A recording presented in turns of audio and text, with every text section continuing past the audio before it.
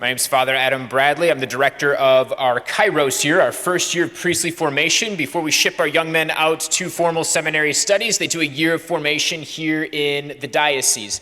Because of that, I don't have a parish of my own, so whenever the parish priest of a church is out, whether it's due to vacation or retreat or some other reason, whatever the varsity squad is gone, they call up the JV from the diocese to pitch hit. So that's why I'm with you all today. Today's gospel is one that's very familiar to us, and it's actually, along with Sister Marla, one of my favorites as well. There's a lot of things that oftentimes go overlooked in this gospel. So we have two people who are walking from Jerusalem to Emmaus. And we know the names of one of these people. His name is Clopas. If you have children or grandchildren, encourage them not to name their kid Clopas. It seems like an awkward name, but one of them's name is Clopas. This is actually not the first time Clopas is mentioned in the scriptures. He's mentioned earlier in the Gospel of Matthew or Luke, I can't remember which one, at the crucifixion scene. As they're going through the list of people who are standing at the foot of the cross, there's Mary, the mother of Jesus, St. John, Mary Magdalene, and Mary, the wife of Clopas. It's not unreasonable to believe that as Clopas is walking to Emmaus, he's probably walking with his wife. And they're probably talking about these things that have occurred, and then Jesus graces them with his presence, but they don't realize him yet until they get to Emmaus, and he reveals himself in a very particular way. He breaks the bread, and they recognize it's him, as the last line of our gospel says, he was made known to them in the breaking of the bread, in the Eucharist, in the same manner in which he is present to each one of us here in that tabernacle, 24 hours a day, 7 days a week, waiting for you to be with him, so that you might be able to recognize him on the level of the heart, and in recognizing him, have your heart set aflame like our two disciples were. There's another interesting thing about today's gospel that I always find fascinating. But in order to understand it, we have to go back to the very beginning. We have to go back to the book of Genesis. We have to go back to that part where when Adam, after everything was created and Adam had named every single type of animal, God comes to Adam and brings about the crown of creation. He brings about humanity in its fullness by creating Eve. Creation was not completed until Eve was on the scene. And God abided with Adam and Eve in the garden. As it says, during the breezy part of the day, he would walk with them. They knew who he was. He would abide with them every day. Then that fateful day when, tricked by the serpent, they fall into sin, and that's just kind of where we get our propensity for sin, or our kind of inclination towards things that aren't of God. When God decided to bring about the new creation after his resurrection, just as creation was not complete until there was a marriage, so too the visions of Jesus were not complete until he revealed himself in the Eucharist to a married couple. This goes to show the particular love and preoccupation that God has for the sacrament of matrimony. That God desires to abide with his people in his Eucharistic presence. And a lot of times when we look at this, I used to be the chaplain at a high school, and one of the things that high schoolers would oftentimes say to me is be like, Father, why does God come to us in the Eucharist and just sit in a tabernacle? That doesn't seem like a very fun thing to do. Like, well, I'm glad you asked. It's interesting that he would do that, because I've seen the inside of a lot of tabernacles, and they're not exciting places. Why would God condescend himself to be present to us under the appearance of something as silly as a piece of bread?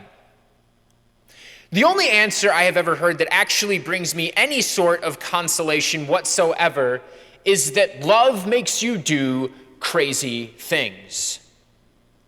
Love makes you do crazy things. The only way that the Eucharist makes sense, why God would come to Clopas and his wife on the road to Emmaus and reveal himself in the breaking of the bread, the only way that that makes sense is if we believe in a God who loves us and wants to abide with us and wants to deepen the love that he has for you and that relationship that he has for you.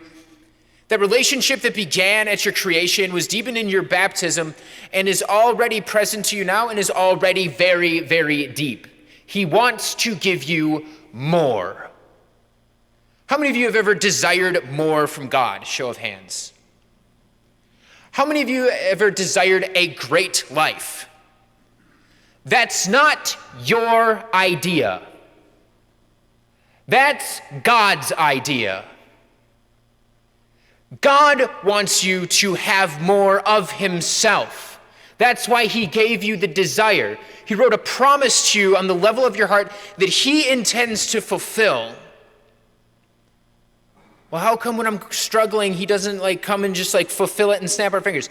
It would be a tragedy if God came into our life and flipped the switch and everything was made perfect and we were no closer to him. That's tragic. The reason why is because you were created for a great life, but a great life with God. And so he won't come into our lives and just flip every switch so that everything is ordered and okay, because that doesn't actually allow us to depend on him. It allows us to depend on ourselves. And when we do that, anxiety, frustration, agitation seem to creep into our lives, and we find ourselves in this place of a strange confusion and loneliness. And the reason why is because when we begin to act on our own and we don't incorporate the Lord into every aspect of our lives, we find ourselves somehow wandering away from him. And we're like, what gives? Every instance of loneliness in the human life is actually a profound and deep and personal invitation from your Creator, from the one who made you and is loving you into existence right now, to draw into a deeper relationship with him. The reason why you want a great life is because you were created for the greatness of the glory of God in heaven, with God being the operative statement. He wants to be with you. He desires that so much that desire is actually causing you to be here. And he is not wrong in that desire. Oftentimes when it feels like we're jumping from one thing to the next, things seem boring, then all of a sudden things that were exciting about our faith begin to become apathetic. And we kind of wonder well, what's the point of all of this? Why, if God really loves me, do I find myself in this place where things are boring and things aren't, the way I think they should be? Kind of reminds me of a conversation I had with a high schooler or 10. Father, church is boring. Why do I have to go? To which case, my response to this 16-year-old guy who is on the football team, I said to him, I said, I'm going to tell you exactly what was told to me when I was in college and said, church seems boring. Why do I have to go? The priest looked at me very lovingly and said, Bradley, I'm sorry you're a boring person. I'm like, what? It's like, no, church is boring. I'm not boring. He goes, no.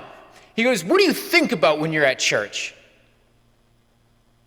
I don't know, is there anything more? Is there anything better? Are you looking for your entertainment? I was like, I guess kinda. I was kind of hoping for a good homily or something that would be really gusto. He's like, you're focusing on yourself. That's why you're bored.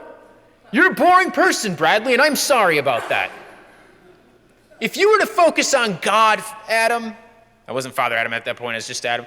If you were to focus on God, I think you would find that God is fascinating. God created the heavens and the earth, things visible and invisible. He created you, he created me, he created the church, and he created you for a deep and profound and not boring relationship with himself. But when you're preoccupied with yourself in navel gazing, Bradley, why is it that you're bored? It's because you're not going to the one who created time for you to participate in with him, and that his relationship is supposed to continue on into eternity. You're not looking at that God, you're looking at yourself. You've taken your gaze off of the infinite and you're looking at the finite, which is incredibly dissatisfying at the end of the day sometimes. And I sat there, and if I had a tail, it'd for sure be between my legs. I felt pretty sheepish. I began to ask him, like, so what do I do? It's like, it's not so much what you do. It's the question is better asked just like, how do you be? How do you be with the one who loves you? How do you allow him to walk with you like the disciples did in today's gospel? When there's things going on in your heart, do you invite the Lord to stay with you, or do you go and try to figure it out? Do you come here and spend time with him? If you spend 15 minutes of one day with the Lord, that's about 1%. A lot of times we have thoughts, feelings, and desires that are stirring within our hearts. What we fail to realize is God has thoughts, feelings, and desires about you that he wants to reveal to you. The way that happens is by going to him in relationship. By going to him in a manner that allows him to speak to us at the depths of our hearts. By allowing him to grace us with his presence and to reveal himself the way that he desires to be revealed and the way that he desires you to see him personally, lovingly. To allow him to walk with you in this life until you're safely with him forever in the next.